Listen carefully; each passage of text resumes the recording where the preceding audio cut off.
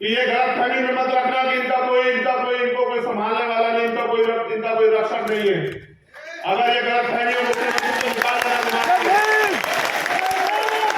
अगर ये गलतफहमी हो गई हो कि इनका कोई रक्षक नहीं, इनके पीछे खड़े होने वाला कोई नहीं, तो जब तक हम बाबा साहब अम्बेडकर के बेटे जिंदा है तुमसे आर पार की लड़ाई लड़ेंगे, याद रखना।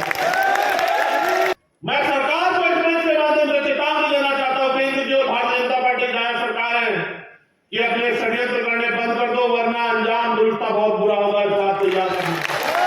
ये हमारे दलित पिछड़े वर्ग के लोगों को बेवकूफ बनाने की तैयारी है, उनकी वोट को लूटने की तैयारी है। ये कोई धार्मिक नहीं है। अगर धार्मिक होते तो मंदिर छोड़ के गोरखपुर का ये लखनऊ की सत्ता में नहीं बैठे होते। आप सब लोग जानते हैं जो जमीनें दी गई थी पूर्व की सरकार द्वारा, वो जमीनें भी सरकार छीन रही है। और उसका मैंने इतने दिन पहले आपको जागरूक किया था। कल सरकार ने कहा कि SC ST की जमीन जो है उत्तर प्रदेश में कोई भी ले सकता है, डीएम से परमिशन की जरूरत नहीं है। ये जमींदारों को, सामंतियों को, पूंजीपतियों को हमारी जमीन छीनने की अथॉरिटी दे रहे हैं। तो मैंने मुख्यमंत्री से अभी ट्वीट करके कहा, ये मेरा संदेश है उनको, कि ये गलतफहमी में मत रखना कि इनको कोई संभालने वाला नहीं, इनका कोई रक्षक नहीं है। अगर ये गलतफहमी हो मुख्यमंत्री को निकाल देना, अगर ये गलतफहमी हो गई हो कि इनका कोई रक्षक नहीं, इनके पीछे खड़े होने वाला कोई नहीं, तो जब तक हम बाबा साहब अम्बेडकर के बेटे जिंदा है तुमसे आर पार की लड़ाई लड़ेंगे, याद रखना। साहब ने कहा जो जमीन सरकारी हो जमीन हमारी है, क्योंकि जब देश आजाद हुआ व्यवस्था के कारण जिन लोगों के पास कोई साधन नहीं थे उनको आगे बढ़ने का कोई रास्ता नहीं दिया।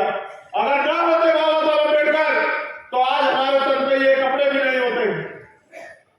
इसलिए मैं सरकार को इस मंच के माध्यम से चेतावनी देना चाहता हूं, केंद्र की और भारतीय जनता पार्टी की सरकार है कि अपने षड्यंत्र करने बंद कर दो, वरना अंजाम दुरुस्ता बहुत बुरा होगा। इस बात को याद रखना।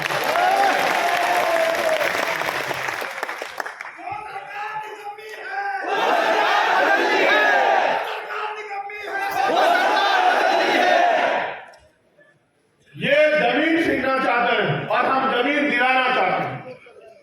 ये बात भी आपको बतानी पड़ेगी कि जमीन दिलाने की ताकत सरकार में होती है, इसलिए हम कहते हैं कि अपने लोगों को चलो ताकत समझो।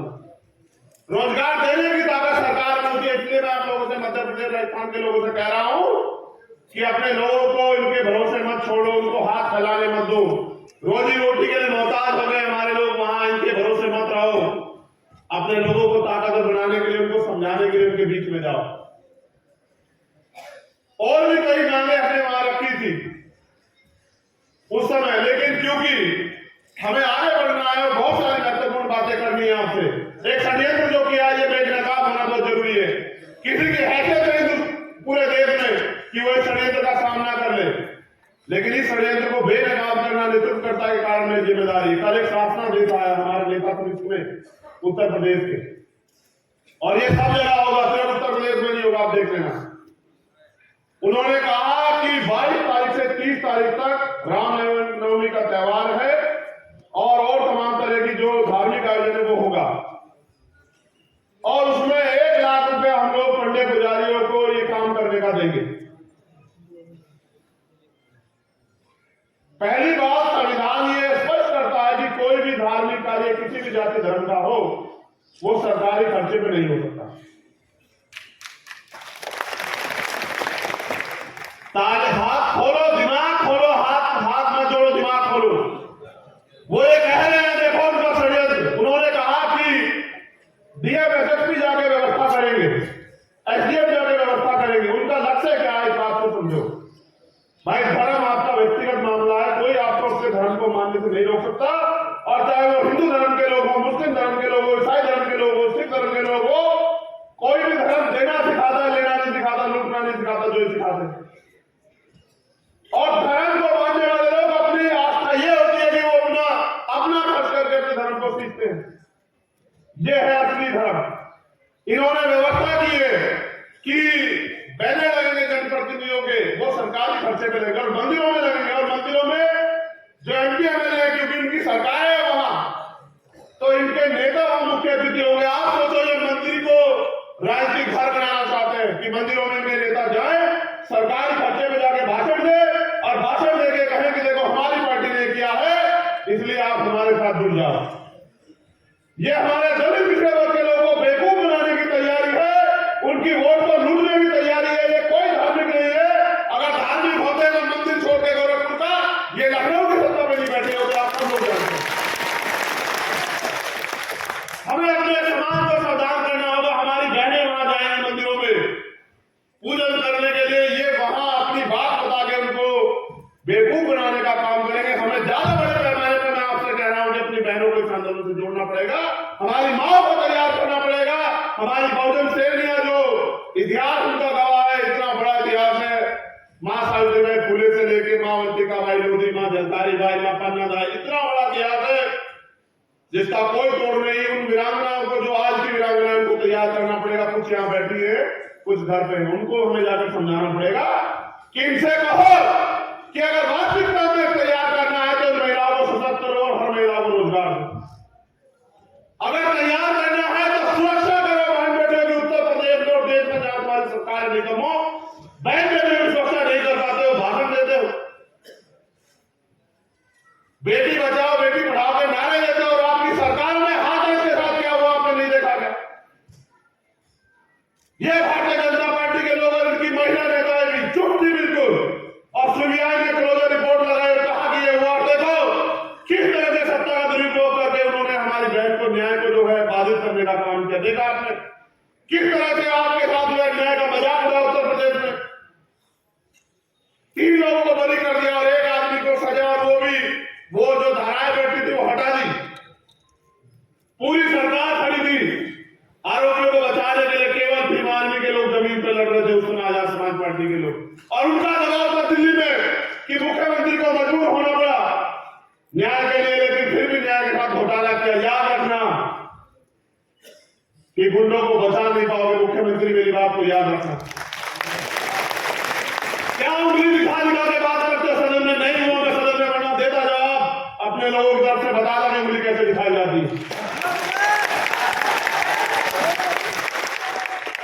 घमंड तो बहुत बड़े बड़े अधिकारियों के दूर हुए। मैं इसलिए उत्तर प्रदेश के लोगों को ज्यादा निर्देशित करना चाह रहा था क्योंकि उनके यहाँ पंचायत, उसका नगर पंचायत का चुनाव आ गया अप्रैल में, और आपने देखा जब ये आपके बीच में आया तो आप पूछ रहे हैं कि बताओ पिछड़े वर्ग के लोगों को नगर निकाय में आरक्षण न मिले, इसकी तैयारी क्यों करके रखी आपने? क्यों इतने दिन तक आपने जो है वो ट्रिपल टेस्ट पास नहीं करवाया?